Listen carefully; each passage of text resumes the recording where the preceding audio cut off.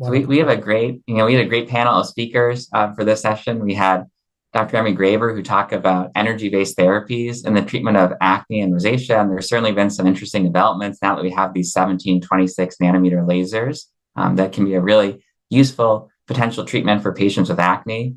Andrew Alexis does a wonderful job covering the management of acne and rosacea and those with skin of color. Some exciting updates there and some new trials that are coming out about hyperpigmentation and acne, which are very exciting.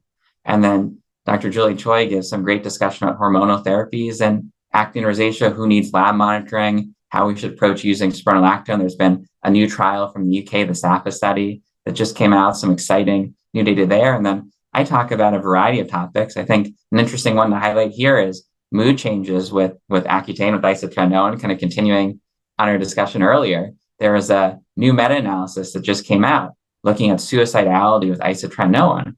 And what it found is actually suicide risk is reduced in those who are treated with isotretinoin compared to other acne therapies.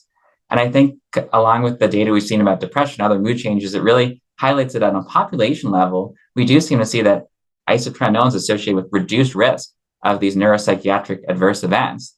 Now, the challenge is on an individual level, there certainly are case studies and compelling challenge series that suggest that isotretinoin absolutely can cause mood changes. So how do we put these two things together? Well, we certainly need to be vigilant to watch out for mood changes on isotretinoin and discuss that risk.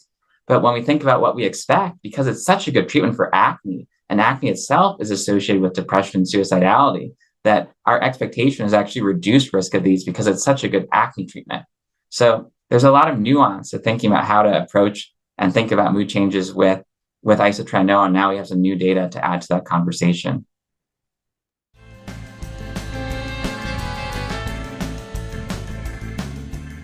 There's a variety of ways in clinical practice to try to screen for depression or mood changes.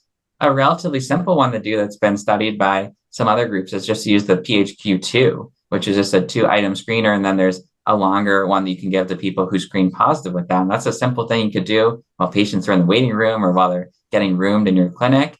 Of course, you can just talk to your patients, which is an important part of any visit, to try to evaluate for any mood changes. Some of these can be more subtle, like irritability and things that, there might not be a screener or question that you can ask, but just having that discussion can help identify those and think about how to manage them.